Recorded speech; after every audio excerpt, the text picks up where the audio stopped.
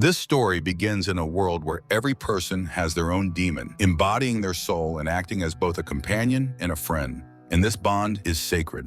The world is controlled by the all-powerful Magisterium, which holds sway over everything except the northern wastelands, where witches dwell, safeguarding a prophecy about a girl who will come and change the established order. One day during a great flood, Lord Azriel brings a girl to Dr. Karn's college in Oxford and begs him to take care of her.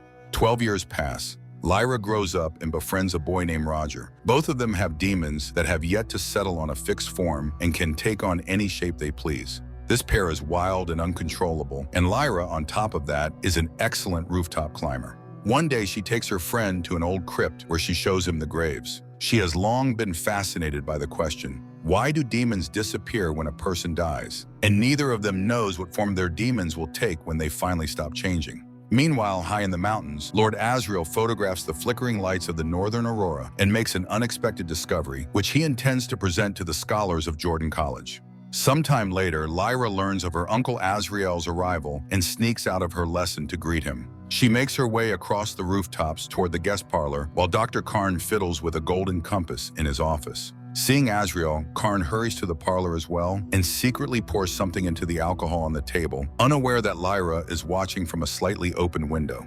As Azriel enters and pours himself a drink, Lyra bursts into the room, knocking the glass from his hand, and explains her actions. Azriel smashes the decanter and hides Lyra in a wardrobe so she can witness everything that will take place in the parlor. Later, a secret meeting begins, where Azriel reveals that his journey to the north was aimed at uncovering what happened to Grumman's expedition. He took 2 photographs there. The first clearly shows dust. Interestingly, children do not attract it, unlike adults. The second photograph reveals that the northern lights conceal a city in the sky. This proves the existence of multiple worlds, of which the Magisterium controls only one. And these worlds are made visible by the very dust the Magisterium has outlawed. Grumman found evidence of this and paid for it with his life. Azriel brought his severed head as proof and intends to continue his work against the Magisterium. This argument is enough to secure funding for future expeditions. Meanwhile, in the city, a ceremony takes place marking the moment when a young Egyptian boy, Tony, gains his demon's final form, signifying his passage into adulthood. While everyone celebrates, Tony's younger brother, Billy, heads home alone. But on the way, the boy is kidnapped. Back at the college, Azriel carries the sleeping Lyra to her room, but she wakes up and starts asking questions about dust. However, her uncle insists that this is not a matter for children. At the same time, Dr. Karn tells the librarian about a prophecy foretelling a great betrayal that Lyra will have to commit, and no one can prevent it, as it will lead to the world's transformation. The next morning, Roger tells Lyra about Billy's disappearance, and she learns that the Egyptians are now searching for the missing boy. But just then, she hears about Azriel's departure and rushes to the courtyard, where her uncle's airship is preparing for takeoff. However, he categorically refuses to take her with him. Meanwhile, the Egyptians search the surroundings of Oxford, but Billy is nowhere to be found. Their leader, John Fall, and Elder Coram, confirm that the legend of priests who steal children is real, no matter how much others try to deny it. Back at the college, Lyra promises Roger that they will go north, whether with her uncle or without him. Meanwhile, in the Magisterium, Father MacPhail and Magistrate Boreal discuss the news about Azriel, who has secured the necessary funds and will now undoubtedly spread heresy. This means they must stop him. At the same time, Marissa Coulter arrives at the college. She charms Lyra and offers her a position as her assistant. The girl agrees, but only on the condition that Roger comes with them. However, that very night, Roger is kidnapped, just like Billy. In the morning, Dr. Karn gives Lyra a golden compass and a lethiometer, which purpose is to reveal the truth. Receiving strict instructions to tell no one about the device, Lyra sets off in search of Roger. Meanwhile, a fleet of Egyptian boats sets out for London, where John Fogg hopes to find all the missing children. Lyra tells Marissa everything, and the woman suggests they go to London and search for Roger there. Lyra tries to consult the alethiometer for guidance, but doesn't understand how it works. She barely makes it in time for Marissa's airship departure. Upon arriving at Marissa's house, Lyra and Pan settle into their new room. Meanwhile, Roger is taken to where the other kidnapped children are held, where he reunites with Billy. The next day, Marissa tells Lyra that her best people are searching for Roger, then takes the girl to the Arctic Institute, promising to help her master power just as she herself did. Meanwhile, the Egyptians arrive in London and begin searching abandoned houses for the missing children. Marissa, however, starts molding Lyra into her own image, something Pan strongly disapproves of. At the same time, the Egyptians find Billy's clothes in an old kidnapper's hideout. The children have been moved elsewhere, but the question of why they were taken remains unanswered. Lyra, meanwhile, receives a new dress, though she fails to understand how it will help her acquire new powers. Elsewhere, Boreal visits Dr. Karn, demanding to see Grumman's head to confirm the possibility of interworld travel. Karn denies him access to the crypt. Back at Maurice's house, Lyra accidentally reveals that she knows about the Stardust, but hides the fact that she learned about it from Azriel. That same day, Billy's mother, Ma Costa, is brought his sweater, proof that the children had been in London. Meanwhile, the High Cardinal of the Magisterium informs Father MacPhail about the Egyptian's search and orders him to take control of the situation. That night, Pan hears strange noises in the pipes and wakes Lyra. She sneaks out to investigate and finds Marissa's demon in a distant room, even though she knows a demon cannot be so far from its master. However, Marissa convinces her it's a mistake. It becomes clear that the woman is angry but trying to maintain composure. Lyra returns to bed, realizing that Marissa is not who she pretends to be. At the same time, Boreal sneaks into the crypt and upon seeing the skull, realizes it is not Grumman's. He then steps through a portal into the streets of modern London, where his car and phone await him, proof that he has known about other worlds for a long time and even lives among them. Meanwhile, Father MacPhail arrives at Maurice's house and she asks Lyra to stay in her room, but the girl disobeys and eavesdrops on their conversation about dust. However, one of MacPhail's men catches her, forcing Marissa to intervene. After the priests leave, Lyra decides to always carry the alethiometer with her and places it in her bag. Marissa notices this immediately. Irritated by Lyra's disobedience, she orders her demon to attack Pan, demanding that the girl behave. In her anger, she also lets slip that Azriel is, in fact, Lyra's father, not her uncle. For years, Lyra had believed that her parents died in an airship crash. This revelation stuns her, but when she asks about her mother, Marissa refuses to answer. Returning to her room, Lyra bombards the alethiometer with questions before throwing it aside in frustration when it gives no response. However, as she closes her eyes, the compass's needle begins to move. Meanwhile, Lord Boreal, now in our world, begins searching for Azriel, convinced that he might be there. Back at Marissa's house, she attempts to convince Lyra that Roger was never kidnapped and still lives at the college, having forgotten about her. This fails to sway the girl, who decides to uncover the truth.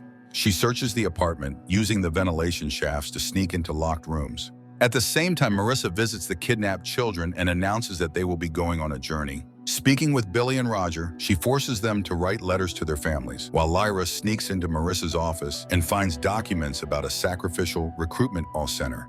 Billy writes a letter to his mother, and Roger writes one to Lyra, who, at that moment, is examining blueprints for a place called The Station, where the children are to be taken. She sees schematics of strange machines but does not understand their purpose. Pan warns her that Marissa is returning, and Lyra barely makes it back to her room in time. Meanwhile, Boreal returns to his world and heads to a party at Marissa's house, where Lyra serves drinks to the guests.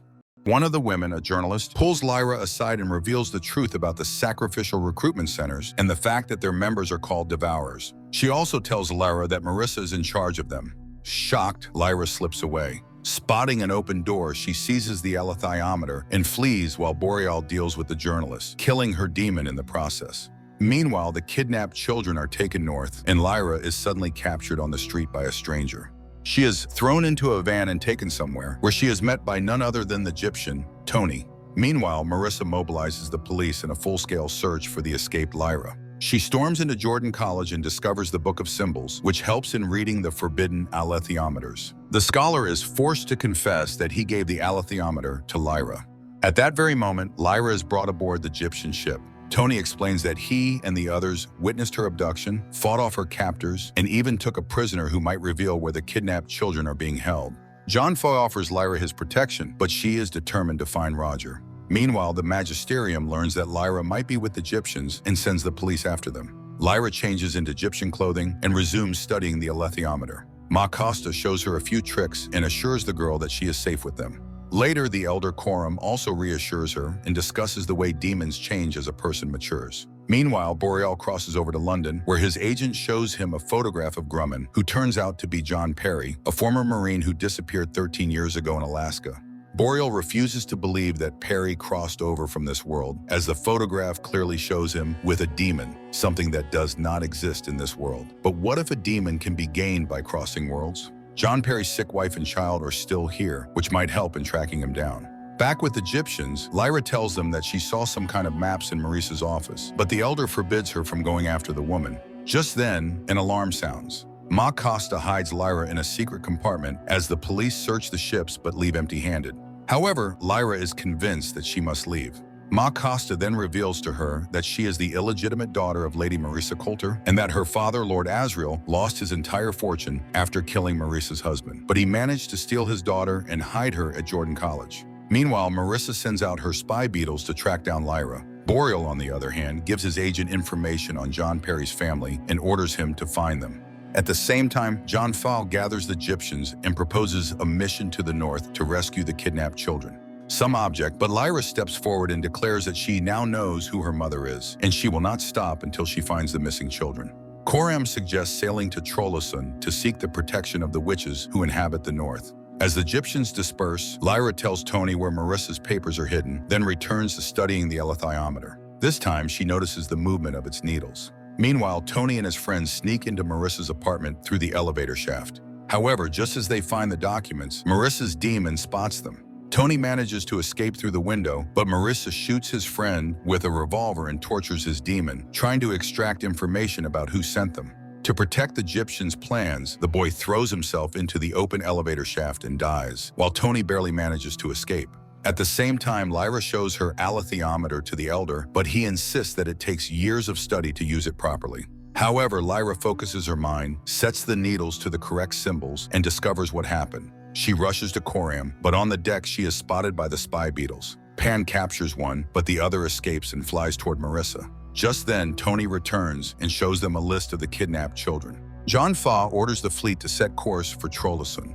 The aeronaut Lee Scoresby is also heading to Trollesund, searching for his old acquaintance, the armored bear Iorek Burnison. At the same time, the Egyptians arrive in the city. Coram and Lyra visit the witch's consul, who agrees to send a message to Serafina Pekkala, the queen of the witches. He also reveals the horrifying truth: the kidnapped children are to undergo a procedure that will separate them from their demons. The consul is willing to aid the Egyptians, but only if Lyra proves her ability to read the alethiometer. To do so, she must find a vial among hundreds, which contains a cloud pine sprig from Serafina Pekkala. Lyra pinpoints it with precision and receives the sprig as a gift. Now she can summon the witch at any time. Before they leave, the consul advises them to seek the help of an armored bear who works in Trollesund. Lyra and Coram set off in search of Iorek Burnison, but the bear refuses to go with them. Meanwhile, Marisa is summoned to the magisterium, where she is punished for the destruction of Jordan College and removed from leadership of the Sacrificial Council. However, she counters with a revelation. She controls the king of the Panzerbjorn, who, under her orders, has taken Azriel prisoner.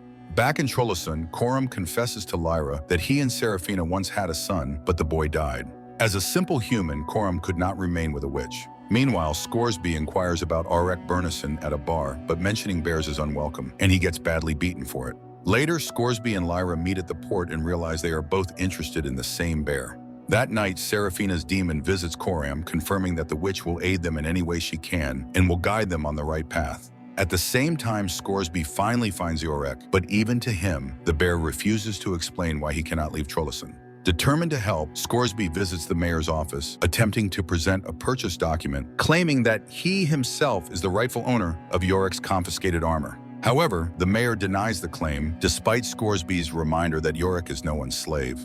The next morning, Lyra learns that Azriel has been captured by King Yofor, the bear who usurped Iorek's throne. As for Iorek, he cannot leave because his sky-forged armor is hidden in the city, taken from him by the authorities. Lyra goes to Scoresby and asks him to join their expedition. He explains that to Iorek. His armor is like a demon to a human. Without it, he is incomplete. Using the alethiometer, Lyra discovers the exact location of Iorek's sky iron armor and tells him where to find it. Iorek charges into the chapel, reclaims his armor, and dons it. The mayor and his police force open fire, but Iorek attacks them. Just in time, Lyra and Scoresby arrive and convince the bear not to seek revenge, urging him instead to join the Egyptian expedition.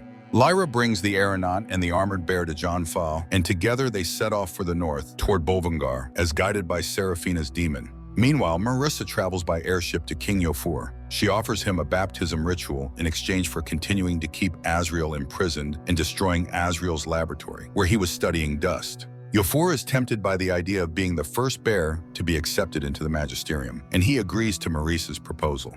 Meanwhile, Lyra and her friends continue their journey north, unaware that in another world, there is a boy whose fate is entwined with hers in the prophecy.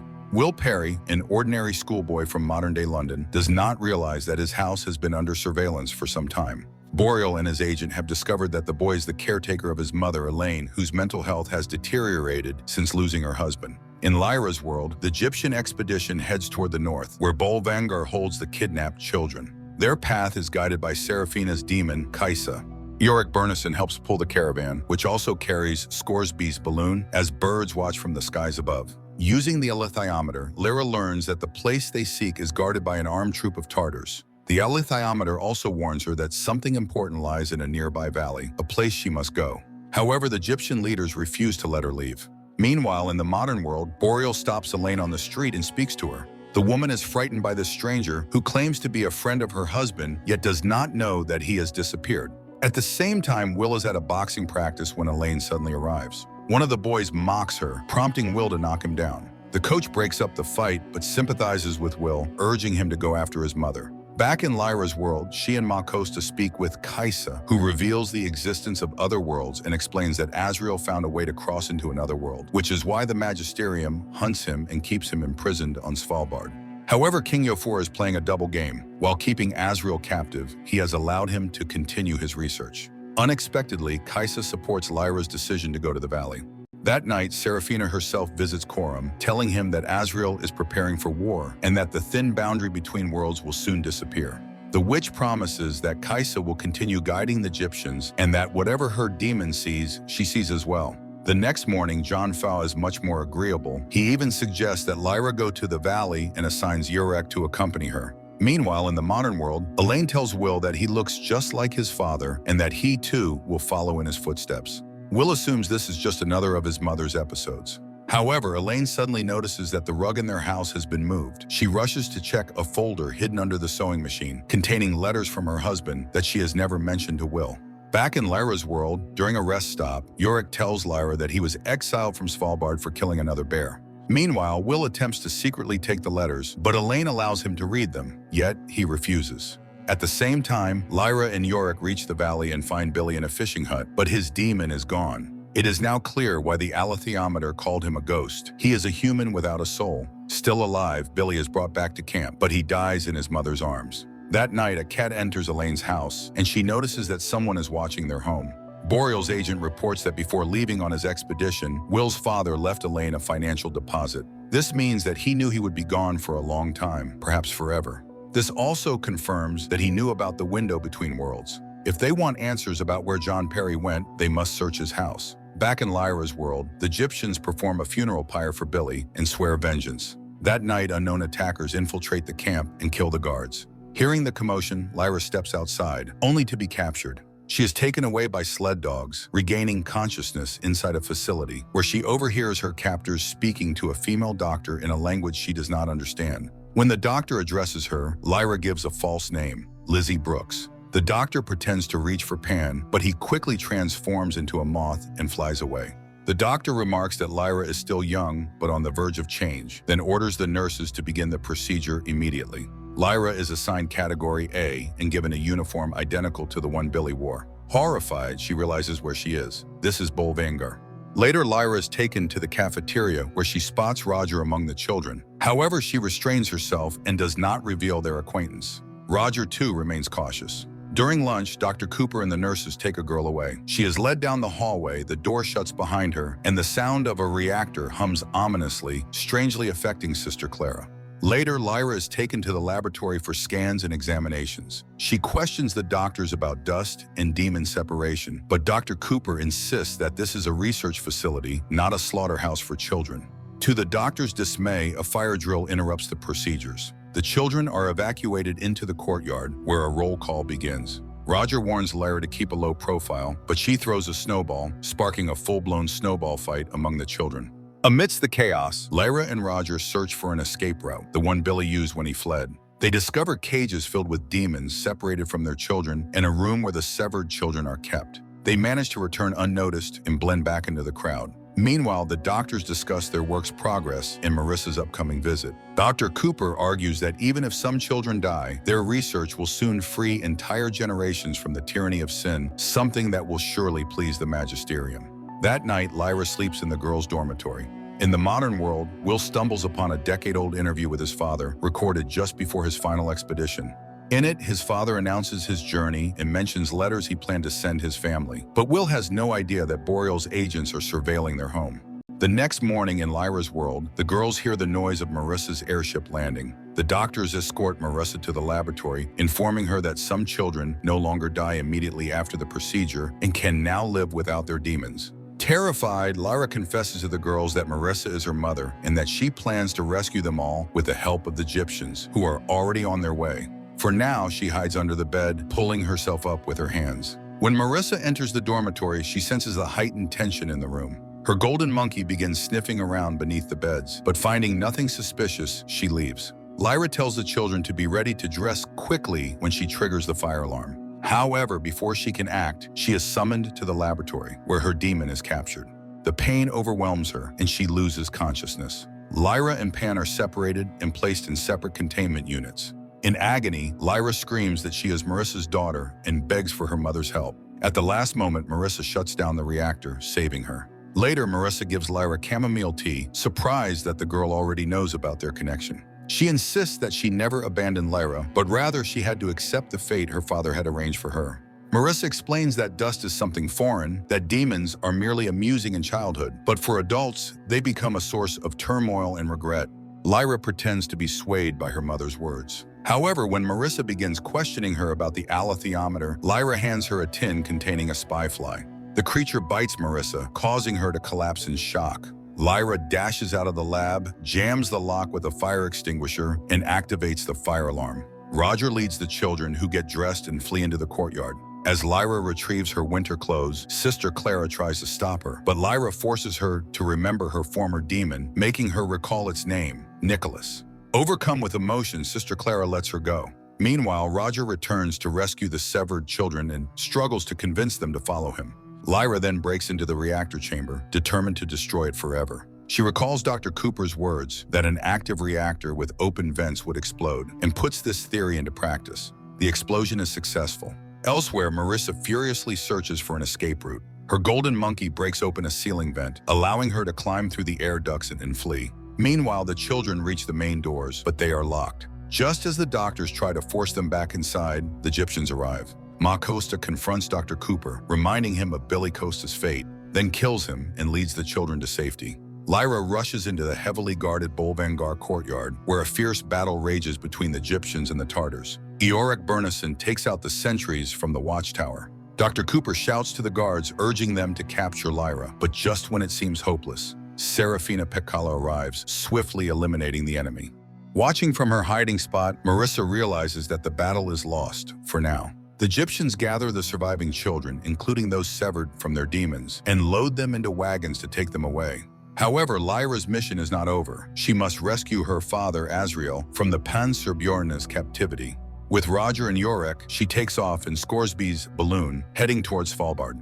That night, Serafina arrives unexpectedly and tells Scoresby about a prophecy. Lyra has a great destiny in saving the worlds. Scoresby agrees to be her protector. Meanwhile, John Fa worries about whether the orphaned children will be accepted by their families. But Ma Costa reassures him, if their families reject them, they will become Egyptians and stay together. Suddenly, the airship is attacked by strange flying creatures. Iorek calls them cliff ghasts. Lee opens fire with his revolver, but the creatures squeeze through every gap, rocking the balloon violently. In the chaos, Lyra is thrown over the edge and plummets downward. Lady Coulter, left behind in the ruins of Bolvangar, stares at the destroyed separator and screams in fury, revealing a strange stinger inside her mouth. Later, she notices one of the nurses who, in her altered state, believes this is the best place in the world. The nurse does not know where Lyra has escaped to, and in her rage, Marissa nearly kills her.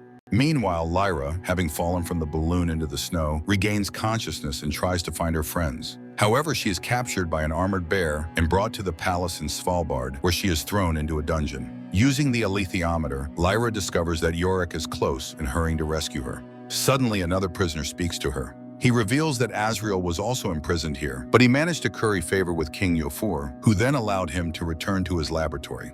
The prisoner laughs at Lyra's belief that Iorek will come to save her. The bears will never let him near the palace. Lyra cannot escape unless she can conjure a demon for King Yofor, something the Bear King desperately desires. The next morning, Lyra demands to see King Yofor. She tricks him, claiming that she herself is Yorick's demon, created for him in Bolvangar. Yofor is enraged. Marissa lied to him, never crafting a demon for him as promised. Lyra manipulates him further, stating that if Yofor fights Yorick in single combat, all of Yorick's strength and his demon's power will transfer to the victor. To convince Yofor, Lyra challenges him to ask her something only a demon would know. Yofor asks about the first creature he ever killed. Lyra hides behind a column, pulls out the alethiometer, and discovers that Yofor's first kill was his own father. Convinced, Yofor commands the bears to allow Yorick to approach, preparing for battle. Meanwhile, Boreal watches the same interview with John Perry that Will found, realizing that the key lies in the letters. He visits Elaine, taking advantage of her fragile mental state, and forces his way into her home. Boreal demands the letters, attempting to intimidate her by claiming to work for security services. However, Elaine demands a warrant for the search. At that moment, she catches a glimpse of a snake demon slipping beneath Boreal's collar and panics. Boreal pretends nothing is there, dismissing her as delusional. Yet, he is forced to retreat, ordering his men to retrieve the letters by any means necessary. Back in Svalbard, Yorick storms into this palace and Lyra informs him that she tricked Yofor into challenging him.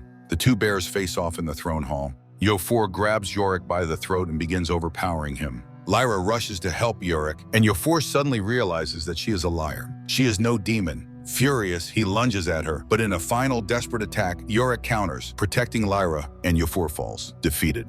Impressed by Lyra's cunning, Yorick gives her a new name, Lyra Silvertongue. From this moment on, Yorick is the rightful king of Svalbard. Meanwhile, Elaine rushes to Will's school and tells him about a man with a snake who claimed that his father is alive. However, Will refuses to believe her. Back in Svalbard, Yorick announces to his subjects that from now on, bears will live as bears, not as humans, free from tyranny. He takes Lyra to the place where Scoresby had dropped off Roger. Using the alethiometer, Lyra confirms that Scoresby is still alive, although his balloon is damaged. Meanwhile, the Magisterium assembles a military expedition against the bears, with Marissa joining them in fury over the latest news from Svalbard. Father Hugh demands Azriel's execution. In Will's world, he and Elaine return home, only to find the house ransacked. Someone had searched through everything. Elaine begs Will to keep the letters safe, and he takes her to a neighbor, asking him to look after her. At the same time in Svalbard, Scoresby examines his damaged balloon when Serafina Pekkala arrives. She promises her aid and returns his lost revolver. Scoresby realizes that Lyra will need his help again soon. Meanwhile, Yorick escorts Lyra and Roger to Lord Azriel's house. Will retrieves his father's letters, which Boreal's agents failed to find. Just then, the agents return to the house. Will hides, then suddenly lunges out, whipping one of them with his belt buckle. The agent loses balance, trips over a cat darting between his legs, and falls from the second floor. Realizing he has just killed a man, Will flees the house. Back in Svalbard, Lyra and Roger arrive at Azriel's residence, where they are greeted by his servant. However, Azriel's reaction stuns them. Instead of welcoming Lyra, he coldly states that he never called for her and orders her to leave immediately. But upon noticing Roger, Azriel's demeanor suddenly changes. He loses interest in Lyra, and his eyes light up at the sight of the boy. Later, Azriel's demon reminds him that they now have everything they need. The aurora is at its peak, and the child has come to them willingly. Lyra attempts to give him the alethiometer, but Azriel refuses to even look at what his daughter has brought him. She demands to know why he never acknowledged her as his daughter, but he cuts the conversation short, telling her to keep the alethiometer for herself. Meanwhile, aboard the Magisterium's airship, Father MacPhail reprimands Marissa. He reminds her that she was once a brilliant, respectable woman with a promising future, until she threw it all away for Azriel. Marissa retorts that he is simply envious of them both. At the Magisterium, Boreal uncovers new information. The alethiometer has pointed to a knife capable of cutting through the boundaries between worlds. This knife is said to be kept in the Tower of Angels and must be retrieved by Grumman's son. However, the Magisterium believes Grumman never had a son, but Boreal knows otherwise. Will Perry exists. He keeps this revelation to himself. That night, Roger confesses that he is afraid of Azriel, having noticed the strange way he looks at them. In modern-day Oxford, Boreal learns that Will has fled. He scolds his remaining agent, who turns out to be a police officer, and orders an official manhunt for the boy. At Azriel's house, Lyra suggests using the alethiometer to see what awaits them, but Roger refuses. He doesn't want to know his future. Instead, he thanks Lyra for changing his fate. That night, Azriel wakes Lyra and reveals the truth about dust. According to the Magisterium, dust falls from the sky and corrupts souls with sin. The scholars discovered that dust only settles on people after puberty, linking it to the biblical story of Adam and Eve, who, after eating the apple, were destined to become like gods, knowing good and evil. The magisterium convinces people that they are born guilty, forcing them to spend their entire lives repenting for imaginary sins. However, dust is not evil. It is a measurable, documentable, and even photographable elementary particle. It has been used as a tool to control, suppress, and frighten people into submission. Lyra finally understands her mother's goal. By severing demons from their humans, she wants to keep souls free of sin. But the very thought of Pan being cut from her fills Lyra with horror. Azriel explains that demon separation creates a massive energy release. This is why understanding dust is the most crucial question in existence. He then shows Lyra a photograph of the Aurora, where another world is hidden beyond it. Azriel believes he can open a gateway to this world. The alethiometer too functions using dust. Remembering this, Lyra prepares to give Azriel the alethiometer and take Roger home. But Azriel rejects it once again and goes to bed. Lyra too falls asleep. She wakes to the sound of approaching airships. Azriel's servant warns that the magisterium is coming and they must flee. Only then does Lyra realize that Roger is missing. The servant is forced to confess Azriel has taken the boy.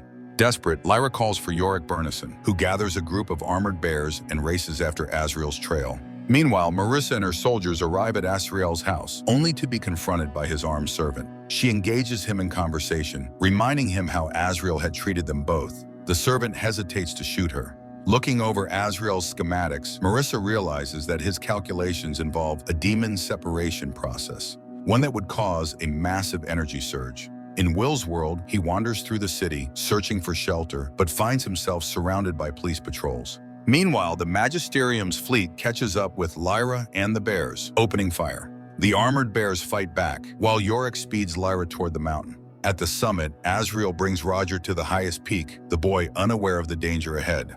He believes that Azriel has planned some kind of surprise for Lyra. But suddenly, Azriel seizes him and locks him in a cage. Roger finally realizes the horror of what is happening. This is exactly what happened at Bolvangar. He begs Azriel not to do this, but the man coldly states.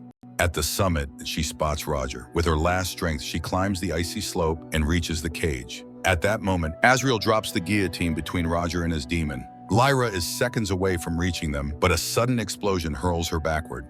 Azriel's experiment succeeds. The barrier between worlds is shattered, opening a portal to another universe. Marissa arrives just in time to witness it. Azriel points to the sun of another world. He invites Marissa to join him, saying that together they can overthrow the authority and rebuild life from the ground up. But Marissa refuses. This is his journey, not hers. Her place is with their daughter. Azriel steps into the new world, leaving Lady Coulter behind. She glances at Roger's lifeless body in the cage, then walks away, not noticing Lyra nearby. Meanwhile, Will, still hiding from the police, stumbles into an alleyway. Alone, Lyra pulls Roger's body from the cage and weeps over her lost friend, blaming herself for his death. Pan suggests that her purpose must be to protect dust, meaning she must follow her father. Lyra leaves Roger's body before the glowing rift. Nearby, Will is drawn to a cat that disappears behind something invisible. He crawls after it and sees something extraordinary. Lyra steps through the rift, entering the brilliant golden light. Will hesitates, pulling his hand away from the transparent barrier. But as a police siren wails in the distance, he makes his choice.